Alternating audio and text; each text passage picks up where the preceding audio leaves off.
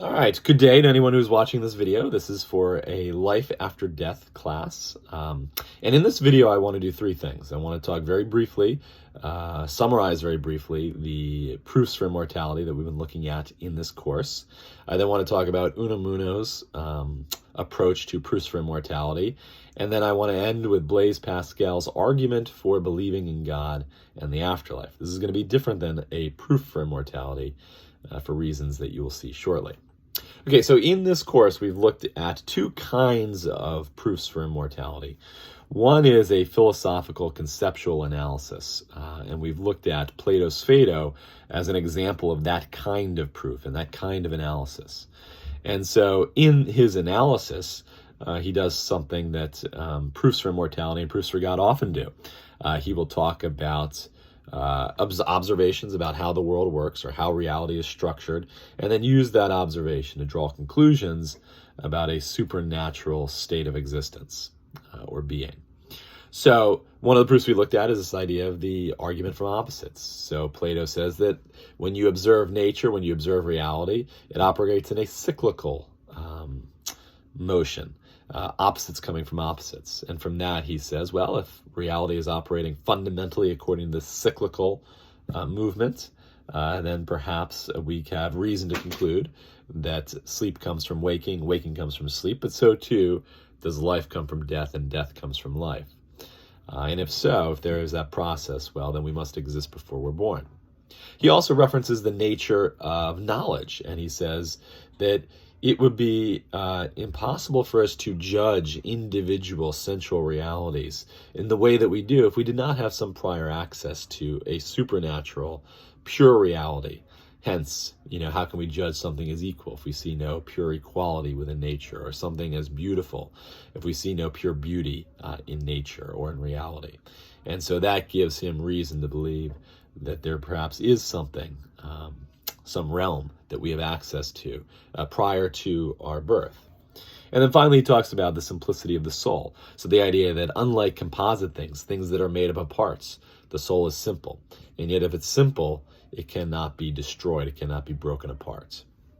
All right, so the other way that we sought to look at a proof for immortality is not the philosophical conceptual realm, but that of NDEs, so near-death experiences. So looking at people who have been near death or who have been declared brain dead, and yet they have these experiences, very profound experiences that they associate with the afterlife. And so we looked at a couple people have had NDEs, and we looked at a neuroscientific skeptical response to that.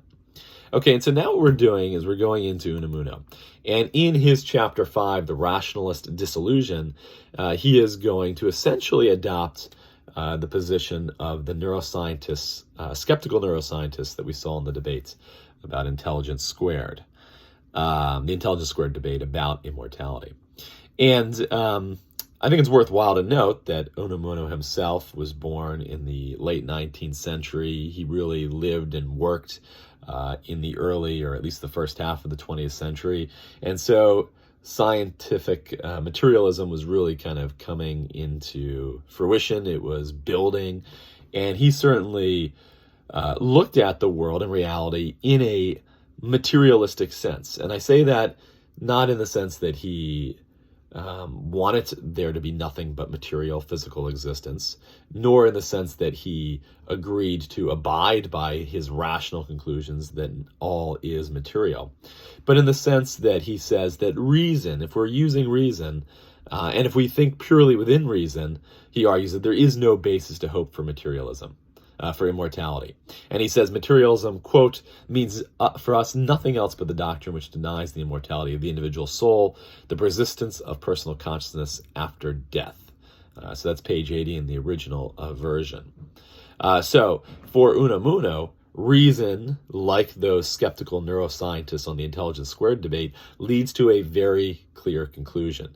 And again, he's prior to neuroscientific development, and so he's anticipating this.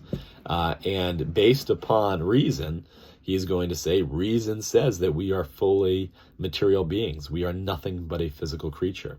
And so the idea of the soul, an immaterial soul, the idea of dualism, this idea that we have two parts to our nature, a physical part and an immaterial soul part, he argues is nothing other than an attempt to base our primordial desire on some kind of rational basis. So proofs for immortality, proofs for God, they are not themselves purely rational because they have an irrational emotional source. Their emotional source is really what animates them. And that emotional source for Unamuno is our desire to not die, to live beyond our death. And so he talks about, in a similar way that we mentioned with the skeptical neuroscientists, this idea of confirmation bias, this idea that we are going to be on the lookout for things and be ready to accept data or proofs or information that confirms our views. And we're going to be very skeptical of information or data that challenges our views. Unamuno puts it in terms of the idea of advocacy. He says advocacy is the attempt to use reason to prove a doctrine that one wishes to be true. And he says that is essentially what is happening with proofs for immortality. Whereas scientific investigation is based upon this idea of just analyzing the facts and allowing the facts to dictate what is true. And that is whether or not the conclusion is disastrous or irrelevant. And he says that, look, science essentially satisfies our desire to know and understand the truth, but it does not satisfy our heart and our will. That desire is something that science or reason cannot satisfy. It's interesting, he talks, well, even if you agree, even if you're those kind of, skeptical neuroscientists, and you just follow reason, you come to the conclusion that there is no immaterial soul or life after death or God. He does critique those who are annoyed with people that still believe. He says these people are contemptible, that even though reason guides to the conclusion there is nothing but the physical universe, we still have to fight to believe. And this is goes to Unamuno's sense that life is tragic. It's this contest between our desire, our passion, our deepest hopes, and our reason. And so he would view the skeptical neuroscientists that say, all right, well, reason concludes that there is no immortality, therefore there is no mortality, give up that hope, don't wish for it. He views them as contemptible because they've given up, essentially. They've sold out their most basic desire. And he, on the other hand, he praises those who say, look, I cannot believe, but I want to believe. Right? I cannot believe because my reason dictates this conclusion, but I still want to believe. For Unamuno, he says these people are worthy of respect. So Unamuno's basic position is, look, reason tells us that there is no immortality, that there is no God, but passion tells us that there should be. And he views that contest, this dichotomy, this break, this division, as just a fundamental element of human existence. And he says that even though reason tells me that there is nothing, I still have a duty to fight to believe and to want to believe. Now, in terms of the proofs themselves, he talks about at least one of the proofs, the simplicity of the soul, and he says it's kind of a magical type of thinking.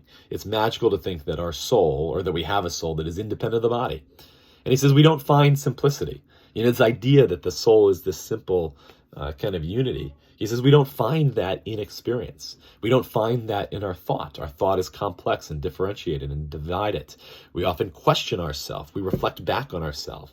We are both the interrogated and the interrogator sometimes, both the reflector and the reflected upon, as just an example of how our soul can be divided in this Unamunian way. And so he says that, if you're going to base the immortality of the soul on its simplicity, we don't find that in experience or in nature. And he also argues, in a final point here about the proofs, he says, in a certain sense, they're tangential. Because at the end of the day, we're not going to, or at least most people are not going to give up their longing for immortality. And so the proofs are just attempts to make us feel better, but they're never going to be ultimately convincing. They're never going to truly make us believe that there's a rational basis for immortality. They are just ways to, again, assuage us. And vice versa. The skeptic or the atheist, they can produce all the proofs that they want, but that longing will still remain. Okay, so Unamuno, his perception of the proofs is that they are essentially born out of desire. Reason tells us that if we're looking at it purely rational, that these proofs are not themselves rational, at least in terms of their foundation. They may be logical in terms of how they're structured, but they're not ultimately rational because they come from this desire, and they're ultimately an effort to support that desire. They're ultimately rationalizations rather than rational proofs. Okay, so with that in mind, we then can go to Blaise Pascal. And Blaise Pascal offers a very interesting approach to immortality. So he is not going to say that immortality or God is something that can be proved. In fact, he's an agnostic. He believes that there is no definitive conclusion either way. He says, look, there's good arguments, great arguments for the immortality of the soul and God, and there's great arguments against that. Reason is never going to be able to give us a conclusion. So unlike Unamuno, Pascal is more agnostic. He's saying, look, reason points both ways, but it doesn't definitively conclude either. So then what do you do? So despite the fact that there is no rational, definitive proof for immortality or God, Blaise Pascal still thinks that the rational person should believe in God and should believe in the afterlife, at the very least act like it, and that you're irrational and, in a certain sense, idiotic if you do not believe. But why is that if there's no definitive proof? Well, his answer goes to self-interest. And he says, just look at your self-interest. And you've got two choices, when you die. Either death is final, nothingness, we're talking about complete cessation of consciousness. You die and it's just pure blackness, no feeling, no sense, no thought. Another option is that there's some kind of afterlife. And he says, all right, well, if you've got these two options, what should the rational person do? Well, let's look at atheism. All right, you could be an atheist. You could deny God and live as you want, live according to your desire, and that you could live that life, and then you die. Then what happens after you die? Well, let's say that there's nothing. Let's say the atheist is right. Well, there's no gain for the atheist really in that death. I mean, they've gotten to live how they wish, and I guess that's the one bonus that they get. But it's not like the atheist gets to say to the believer, you lost, you believed in God, you devoted yourself to this being and this religion, and you were wrong. The atheist doesn't get to brag. The atheist doesn't get any satisfaction from that. And vice versa, if the believer is wrong, they just die. It's not like they experience bitterness because they base their life on something that turned out to be false. But then let's say the believer's right. Let's say there is some kind of afterlife. And Pascal says, here's really where your self-interest kicks in. If you live that atheistic life and you die, and then you get to the afterlife, and God's like, hey, sorry, I gave you all these signs, you had the opportunity to be religious, but you didn't choose to do it, so go to hell. If you end up in hell, essentially, because of your atheistic beliefs or your lack of full commitment to religious life, then you get to spend eternity in hell. And that would really be awful. Or at the very least, there's a more likelihood that you will end up in hell. So we don't know if God exists or the afterlife's real, but Pascal is saying, just look at your rational self-interest and look at the stakes. If you're atheist, you have more of a chance, just logically speaking, of going to hell if hell exists and if the afterlife is real. Vice versa, if you live as a religious believer, then you've got a better shot of going to heaven and going to some kind of blessed paradise for eternity. And he's also going to say, all right, well, what we're doing here is that we're thinking about our life in relationship to a possible eternal life. And yet our life on earth is incredibly short, even if you live a long time, even if you live 100 years, for example, in reference to eternity, in reference to that vast amount of time. 100 years is nothing. It is just so short. It's a blink of an eye. And so essentially the wager for Pascal is a bet. What are we going to bet on? Are we going to bet on religious belief and live as a religious believer? That's what it would mean to bet on it. Or are we going to bet against religious belief and deny God or deny the immortality of the soul and deny religion? That's our bet. And our life is our bet. We can't get out of it. We either choose to live religiously or we don't. And based on your rational self-interest, a short amount of time, and the potential for either eternal bliss or eternal damnation, Pascal's going to say, look, the answer, just from the perception, just from the basis of your rational self-interest, is to live religiously, is to put yourself in a better position to gain eternal paradise if it in fact exists. And so, again, Pascal's not saying that there's a rational proof to believe that the afterlife is real, that God is real, but there is a strong reason based on your self-interest to live religiously, even despite the fact that there is no definitive proof.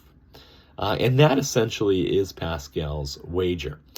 So with that in mind, I'll close this video. I said it was going to be 10 to 15 minutes, so wanted to close it right there. And enjoy your day, your spring break, for those that are watching this as part of the Life After Death class in 2022. And that's it.